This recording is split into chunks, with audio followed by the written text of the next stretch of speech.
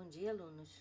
Hoje nós vamos falar sobre as doenças causadas por bactérias que há séculos assustam a humanidade, né? E até levaram o cientista Louis Pasteur a ter pavor de sujeira e até evitar apertar as mãos das pessoas quando ele determinou que bactérias eram causadoras da gonorreia, da lepra e do tifo, por exemplo.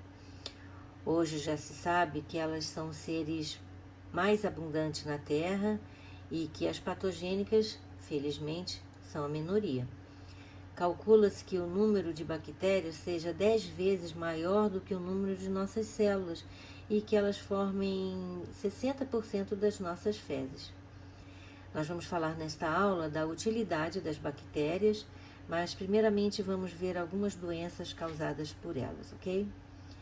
Historicamente, podemos afirmar que a pior das bactérias causou a peste. Pode-se falar peste negra, peste bubônica e também é conhecida como a Grande Peste. Essa praga provavelmente teve sua origem na Ásia, de onde viajou ao longo da Rota da Seda, chegando à Europa, transportada por pulgas que viviam nos ratos que viajavam nos navios mercantes. Estima-se que tenha matado cerca de 30 a 60% da população da Europa e no total acredita-se que a peste pode ter reduzido a população mundial de 475 milhões para 350 ou 375 milhões no século XIV.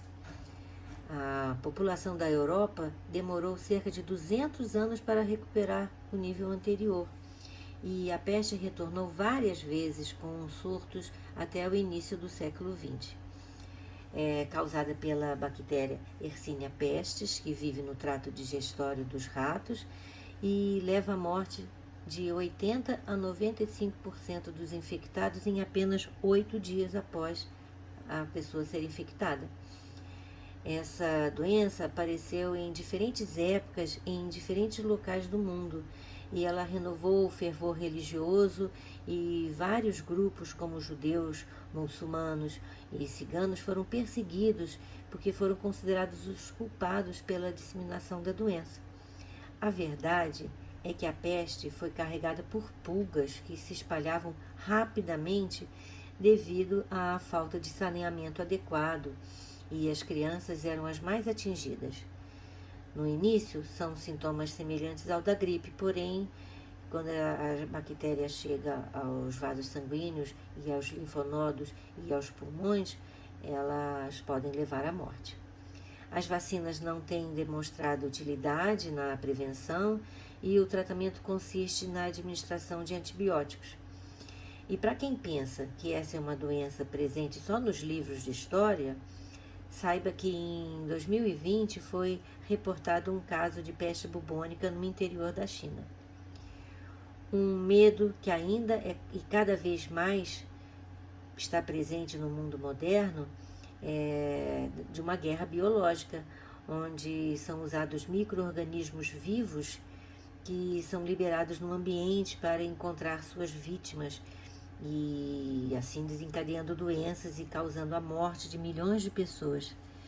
Considerados o país da guerra biológica, os mongóis atiraram para dentro dos muros da cidade de Cafa, onde tropas inimigas conseguiam se esconder e resistir ao ataque do líder mongol, o Gengis Khan, cadáveres em estado de avançado de decomposição de soldados que sucumbiram à peste negra. Na Segunda Guerra Sino-Japonesa, os japoneses também usaram agentes biológicos, principalmente em prisioneiros de guerra. Conta a história que eles jogavam bombas cheias de pulgas contaminadas com a bactéria causadora da peste sobre a China. Atualmente, a criação e o armazenamento de armas biológicas é proibido, porém não se descarta o uso delas no contexto de bioterrorismo, porque existem laboratórios de armas biológicas no Iraque, no Irã, na Síria, na Índia, no Paquistão, na China, nos Estados Unidos, na Rússia, na Coreia do Norte e no Afeganistão. Então, queridas, acho que só nos resta torcer para que nenhum maluco resolva usá-las no futuro ou mesmo nos dias atuais. A primeira doença que nós vamos ver é o tétano, que é uma doença causada pelo Clostridium tetani. Os esporos dessa bactéria estão presentes no solo. Eu falei na última aula, né, da esporulação. Pois bem, relembrando, o cromossomo bacteriano duplica-se e uma das cópias cromossômicas isola-se do resto da célula, sendo envolvida por uma membrana plasmática. Em seguida, forma-se uma parede espessa em torno dessa membrana, formando o endósporo. O restante do conteúdo celular degenera e a parte da célula original se rompe, liberando o endósporo. Ao encontrar um ambiente adequado, ele se hidrata, sua parede se rompe e reconstitui uma nova bactéria que passa a reproduzir-se por divisão binária. Então, os esporos penetram no corpo através de lesões profundas na pele e as toxinas liberadas pela bactéria agem nos nervos motores e provocam fortes contrações musculares. Se o tétano não for tratado, causa morte por parada respiratória e por parada cardíaca. Quando a bactéria atinge os músculos da face, causa na pessoa o chamado sorriso tetânico, porque a contração dos músculos faz parecer que a pessoa está sempre sorrindo. A vacina antitetânica faz parte dos cuidados feitos durante o pré-natal. Como a bactéria causadora do tétano é anaeróbica obrigatória, deve-se usar água oxigenada na limpeza dos ferimentos, porque o oxigênio é tóxico para essa bactéria, que acaba morrendo. Mas somente use para limpeza, não para fazer curativos, porque a água oxigenada pode atrapalhar no processo de cicatrização, porque ela interfere na formação de colágeno pela pele. A próxima doença que nós vamos falar é a tuberculose. A tuberculose é uma doença que estava quase que completamente extinta no Brasil, mas que o advento da AIDS possibilitou a sua volta e com muita força. Isso porque o organismo debilitado pelo HIV se torna suscetível às chamadas doenças oportunistas, e a bactéria causadora da tuberculose, que é vulgarmente chamada de bacilo de Koch, é muito comum no Brasil. A Microbacterium tuberculosis pode atingir diferentes órgãos como o pulmão, os ossos, o sistema nervoso e o intestino, embora o único meio de transmissão seja por vias aéreas. Como a transmissão é direta, isto é, de pessoa para pessoa, a aglomeração é o principal fator de transmissão. A pessoa com tuberculose expele ao falar, espirrar ou tossir pequenas gotas de saliva que contém um agente infeccioso que é aspirado por outra pessoa que vai ficar doente. Os sintomas são variáveis dependendo da imunidade de cada pessoa e alguns pacientes nem apresentam sintomas, isso é, são assintomáticos, enquanto em outros pode ter aparecimento de tosse, falta de ar, febre, perda de peso e até podem morrer. O tratamento é baseado no uso de antibióticos durante pelo menos 6 meses e a pessoa não pode abandonar o tratamento antes do término, devido ao alto risco de resistência da bactéria. A prevenção é feita com a vacinação de crianças, com a vacina BCG, evitando-se aglomerações e a permanência em ambientes fechados. No contato com pessoas contaminadas, devem ser tomados cuidados específicos a fim de se evitar o contato com secreções aéreas do paciente, isso é, com catarro e com a saliva. A tuberculose é uma doença muito comum em presídios e esta população, de presidiários representa 11% do total dos casos no Brasil.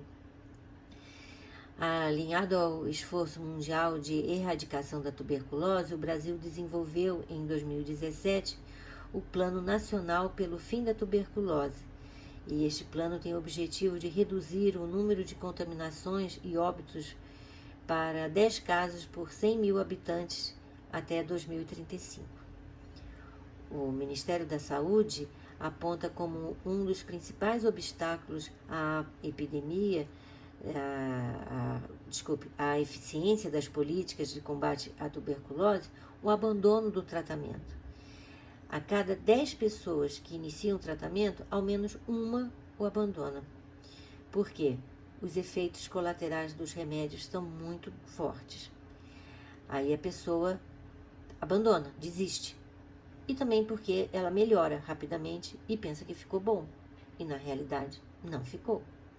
A tuberculose é a maior causa de mortes em presídios no Brasil, seja pela falta de acesso ao diagnóstico ou também a falta de tratamento adequado, aliados às péssimas condições físicas dos nossos presídios, né? Com superlotação, células imundas e falta de produtos higiênicos básicos, às vezes. Como eu falei, né, a AIDS também veio contribuir para o aumento de casos de tuberculose nos presídios. O período literário com maior exaltação à tuberculose foi o período do romantismo no século XVIII, principalmente pelo movimento conhecido como Mal do Século, originário na região anglo-saxônica e idealizado no Brasil por diversos poetas considerados mórbido-pessimistas. A lista de escritores famosos que tiveram tuberculose é enorme. Por exemplo, Nelson Rodrigues, Manuel Bandeira, Casimiro de Abreu, Castro Alves e também Álvares de Azevedo. As formas de tratamento também eram terríveis na época, como, por exemplo, o pneumotórax, que consistia em enfiar uma agulha entre os vãos das costelas para injetar ar nos pulmões. A tendência dos ditos românticos à depressão profunda surtia na grande maioria dos casos uma vida desregrada, sem condições de higiene pessoal, regada a álcool e a fumo e carente de uma alimentação eficiente, né? Um quadro de vulnerabilidade de extrema, ideal para o bacilo realizar estragos. Ouçam um trecho de Lembrança de Morrer, de Álvares de Azevedo, que morreu aos 21 anos. Descansem o meu leito solitário, na floresta dos homens esquecida, à sombra de uma cruz, e escrevam nela: foi poeta, sonhou e amou a vida. Amou nada. Se amasse a vida, cuidava dela, não é? A vida é uma só. Boa ou não tão boa, é uma só. Devemos dar maior valor a este bem que Deus nos deu. Você pode ser romântico e escrever lindos poemas de exaltação à vida e não de exaltação à morte, tá bom? A próxima doença que nós vamos ver é a leptospirose, que é uma doença típica de animais domésticos e selvagens que tem um agente etiológico chamado de Leptospira interrogans. Os animais portadores eliminam a bactéria na urina e as pessoas se contaminam com água e solo contaminados. Ela pode afetar o fígado e rim e pode levar à morte. Os principais portadores são os ratos, e uma medida profilática eficiente é o combate aos ratos. O perigo de contágio é muito grande em tempos de chuvas intensas, né, e inundações, quando as tocas dos ratos são inundadas pela água, então a bactéria que estava nesses ambientes se espalha pelas ruas, as casas das pessoas.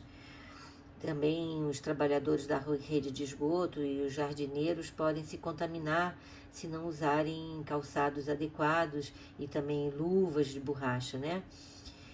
Pode levar à morte por hemorragias e o tratamento é feito com antibiótico. Como medida profilática da leptospirose, se destaca evitar o contato com locais alagados, o uso de calçados apropriados durante enchentes e se evitar o uso de água suja, lógico, né?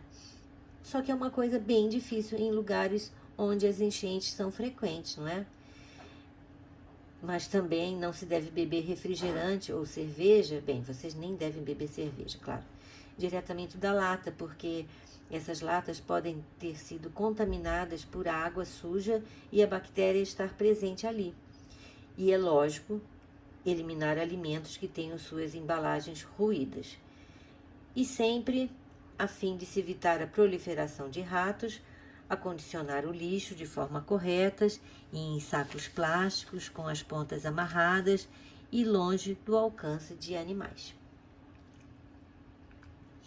Outra doença é a meningite. A meningite, cujo agente causador é a Neisseria meningitis, é uma inflamação das meninges. As meninges são membranas que envolvem e protegem o sistema nervoso central, isto é, o cérebro e a medula espinhal. Ela também pode ser causada pelas bactérias Haemophilus influenza e Streptococcus pneumoniae. Ela pode desde ter grandes consequências e até causar a morte, passando por não deixar sequela nenhuma ou deixar sequelas bem graves. A contaminação se dá pelas vias respiratórias, por inalação de partículas contaminadas por saliva ou pela secreção nasal de portadores da bactéria que podem não apresentar sintomas. As pessoas contaminadas devem ser hospitalizadas em isolamento. Hoje se tem vacina e é a melhor forma de prevenção. Eu me lembro muito bem das enormes filas para vacinação na década de 1970, na Praia Vermelha, no Rio de Janeiro, onde eu morava. E eu, particularmente, tive nessa época um primo que teve meningite.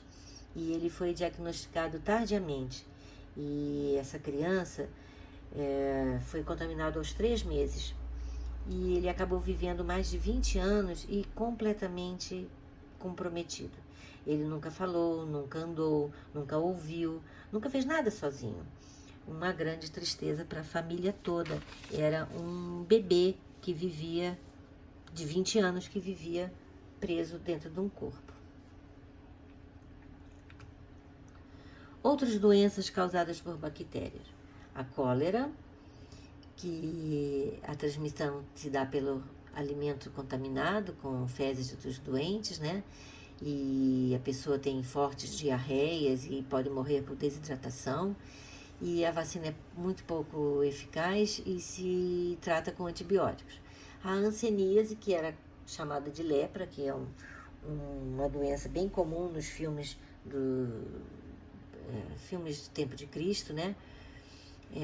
A transmissão se dá por um contato íntimo com o doente e causa lesões cutâneas e perda de sensibilidade na pele, né?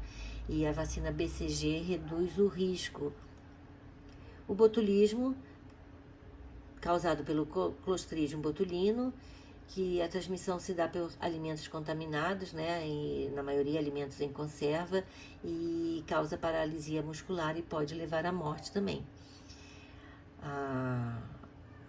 O soro antibotulínico e o uso de antitoxinas são utilizadas no tratamento. A gonorreia, causada pela Neisseria gonorrhoeae, a transmissão se dá por relações sexuais, também por transfusões de sangue, e também é congênita, a mãe pode passar para o filho, né? Causa dor e ardor ao urinar, e a pessoa começa a produzir uma secreção amarelada nos órgãos genitais. Uma forma de prevenção é o uso de preservativos, claro. E por último, a sífilis, causado pelo Treponema palladium, que é transmitido por relações sexuais, também é uma DST, né? Também é transmitido por transfusões de sangue, também é congênita. E tem vários sintomas, né? O corpo fica dolorido e aparecem verrugas e feridas, e pode-se evitar com o uso de preservativos. Há uma discussão da história né? Os historiadores discutem se foi a Europa que trouxe a sífilis para as Américas ou se os descobridores europeus levaram a sífilis para a Europa e tendo se contaminado aqui com os nativos, né? Aí tem um trocadilho muito legal a respeito disso. Eles falam: a Europa civilizou a América e a América sifilizou a Europa. Entenderam? Lógico, né? Esse trocadilho é feito por pessoas que defendem a ideia de que a sífilis era comum aqui na América e só chegou à Europa depois das descobertas do Novo Mundo, tá? Vejam aqui algumas fotos de pessoas contaminadas com hanseníase, em que os membros estão totalmente comprometidos, né? E aqui os 3 estágios da sífilis. No primeiro estágio aparecem feridas na boca, no reto ou na genitália. E essas feridas acabam por desaparecer e enganando o doente, né? Que pensa que não era nada, era um machucadinho. Aí na segunda fase aparecem irritações na pele que também desaparecem com o tempo. Mas apesar de achar que não era nada, nesse estágio a bactéria está se reproduzindo e através do sangue, e mesmo que leve anos, vai chegar aos órgãos internos e causar danos cerebrais, oculares e cardíacos, podendo levar à morte. O teste para a sífilis é rápido e é oferecido pelo SUS. As mães também podem transmitir ao feto e é uma DST, como eu falei, e por isso o uso de preservativo é sempre recomendado nas relações sexuais. Inclusive a sífilis se espalhou na Europa no século XVI, em grande parte pelo grande número de prostíbulos que eram considerados normais na época, né, nas cidades, e acabou sendo considerado um castigo de Deus pela promiscuidade reinante na época. O termo sífilis vem de um poema do italiano Girolamo Fracastoro, que conta a lenda de Sífilo, um pastor que teria prestado homenagens a seu rei como se ele fosse um deus, e isso ofendeu o deus Apolo, que o puniu com essa doença. E agora vamos falar dos antibióticos. Esses medicamentos maravilhosos que nos protegem e defendem das bactérias. Será mesmo? Será que os antibióticos são sempre bons e eficientes? Bem, no início eram tudo de bom. Em 1928, quando Alexandre Fleming descobriu acidentalmente a penicilina e logo após chegou a se acreditar que nós tínhamos vencido essa guerra e que nunca mais ninguém morreria por causa de doenças causadas por bactérias. Ele chegou a ganhar o Prêmio Nobel de 1945. E lógico que foi uma descoberta maravilhosa. Mas desde aquela época em que, por sair de férias sem lavar seus utensílios de estudo, ao voltar a ver que um fungo penicillinum tinha matado bactérias que ele estudava o Staphylococcus. Aí, em 1941, seus efeitos foram demonstrados em humanos, quando trataram de um policial que sofria de septicemia. Porém, infelizmente, por falta do antibiótico, né, por falta de tratamento, falta do medicamento, esse policial acabou morrendo. A penicilina salvou milhares de vidas na Segunda Guerra Mundial, porque foi produzida em escala industrial, inaugurando a era dos antibióticos. A penicilina interfere na síntese da parede celular bacteriana e lisa a bactéria. Porém, existe uma forma de resistência que baseia-se na produção de enzimas que degradam a penicilina, impedindo sua ação.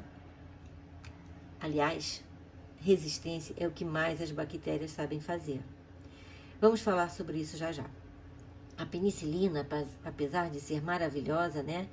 Seu uso prolongado ou em altas doses pode causar diminuição da flora normal intestinal e superinfecções com espécies patógenas. E também pode matar indiscriminadamente bactérias más e bactérias boas, tipo as que produzem a vitamina K, importante na coagulação do sangue. o que leva os médicos a receitarem um complexo vitamínico para pessoas que precisam tomar antibióticos por muito tempo. Agora vamos falar das superbactérias. Como eu falei, as bactérias são seres que se adaptam e se tornam resistentes aos medicamentos muito rapidamente. Vimos na aula passada que elas se dividem por bipartição muito rapidamente, porém, neste caso, todas as células filhas são iguais à mãe, o que pode ser uma grande desvantagem. Então, elas fazem também um outro tipo de reprodução, a conjugação, que vem a ser o principal mecanismo que leva as bactérias a adquirirem múltiplas resistências às drogas usadas para combatê-las.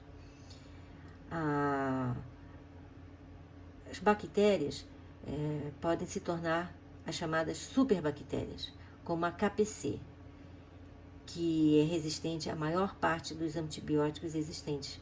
Em 2017, registrou-se nos Estados Unidos um caso de um paciente com uma superbactéria resistente ao antibiótico mais potente da época, a colistina, o que levou os cientistas a afirmarem que estamos no final do tratamento antibacteriano eficaz para as bactérias resistentes.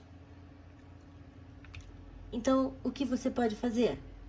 Você só use antibióticos prescritos para você por um médico. Não compartilhe seu antibiótico com outras pessoas. Não use antibiótico para tratar gripe, porque gripe é causada por vírus. Sempre termine o tratamento, mesmo que você não tenha mais sintomas. Automedicação? Nunca, nem pensar. Use o antibiótico pelo tempo, do jeito que o médico mandou. E o que os profissionais de saúde podem fazer? Manter sempre as mãos e instrumentos e ambientes de trabalho limpos. Somente prescrever antibiótico quando necessário. Conversar sempre com o paciente e explicar a forma correta de usar o antibiótico. E explicar ao paciente o que é resistência aos antibióticos e o perigo do uso indiscriminado desse tipo de medicamento. E sempre orientar o paciente sobre prevenção das infecções. Porém, como nada é só ruim, temos também o lado bom das bactérias. As bactérias fixam o nitrogênio do ar atmosférico, transformando em amônia, enriquecendo o solo e permitindo que vegetais utilizem, e nós, através da alimentação também. As bactérias decompõem a matéria orgânica da natureza, possibilitando a reciclagem. Também são usados na produção de alimentos, como queijos e iogurtes, na engenharia genética e na despoluição de ambientes contaminados por petróleo ou pesticidas, o que é chamada biorremediação. E, por fim, o uso na indústria farmacêutica para a fabricação de antibióticos e vacinas e na indústria da beleza na produção de botox. Essa é a toxina que é produzida pelo Clostridium botulino, que tem uso terapêutico para causar torcicolo, porque ela relaxa a musculatura. E aí, sabendo disso, hoje ela é usada para diminuir marcas de expressão facial, quando a pessoa está envelhecendo e assim dá um aspecto mais jovem a elas, Apesar disso, o uso abusivo pode vir a causar um relaxamento excessivo dos músculos faciais e deixar todo mundo com aquela expressão meio morna, E isso, principalmente para os artistas de teatro, seria um erro, não é? Bem, alunos, como eu acabei de falar, na minha triste... eu vou contar para vocês a minha triste experiência com bactérias, tá? Vou resumir. Em 1985, eu tive uma infecção de garganta que quase me levou à morte. E depois de tantos anos, esse assunto ainda me causa nervoso e tristeza. É incrível que a primeira vez que eu contei esse caso na sala de aula, eu até chorei. E até hoje eu fico assim meio emocionada, acredita-se? Eu tinha 25 anos e ia morrer. Uma cepa amada, Staphylococcus aureus, quase ganhou a batalha. Mas depois de ir a 12 médicos e um dentista aqui em Brasília à procura do causador dos sintomas que eu estava sentindo e me deixando quase sem andar, eu fui para o Rio de Janeiro e um médico fez um exame super simples me medicou e em 15 dias eu estava recuperada. Ele fez um exame da secreção da minha garganta, cultivou essa bactéria, identificou e fez uma cultura bacteriana que consiste em colocar numa placa de Petri a secreção com o agar-agar, que é uma substância que vai alimentar a bactéria. Quando a bactéria se reproduziu, ele colocou alguns antibióticos nesse ambiente e viu qual era o mais eficiente. Eu nunca esqueci o nome comercial do remédio, que é Flex. A cefalexina é indicada para sinusites e infecções dentárias também. Eu tomei esse remédio por 15 dias, concomitantemente com um complexo de vitaminas, e logo os sintomas desapareceram. A história das doenças infecciosas foi marcada principalmente pela ocorrência de epidemias quando se criam condições propícias, tipo guerras, grandes deslocamentos humanos, comércio e desenvolvimento urbano, e também, é lógico, a ação do homem, que proporciona o aparecimento de bactérias resistentes. O crescimento das populações faz com que territórios virgens sejam habitados, o que coloca o homem em contato com micro-organismos totalmente desconhecidos e muitos dos quais podem vir a causar epidemias. A natureza levou milênios para construir regiões com equilíbrio ecológico, e esse equilíbrio é facilmente quebrado quando da presença humana. Existe uma enorme quantidade de seres microscópicos na natureza que ainda não foram descobertos. Um ótimo exemplo disso é a floresta amazônica. No Instituto Chagas, em Belém, já se descobriu mais de 180 tipos de novos vírus transmitidos por mosquitos. E quantos desses vírus podem ser fatais para o ser humano? Quem é que está disposto a pagar o preço de ter esta resposta?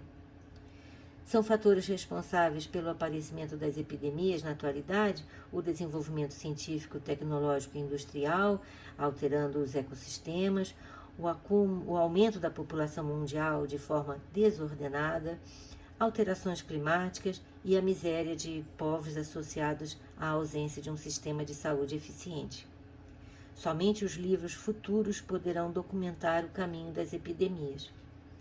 Em 2003, eu li um livro maravilhoso que conta a história do mundo através das várias epidemias que já surgiram, né? E nessa época, ninguém sonhava com a Covid. Quem sabe o que nos espera no futuro? Bem, alunos, por hoje é só. Até a próxima.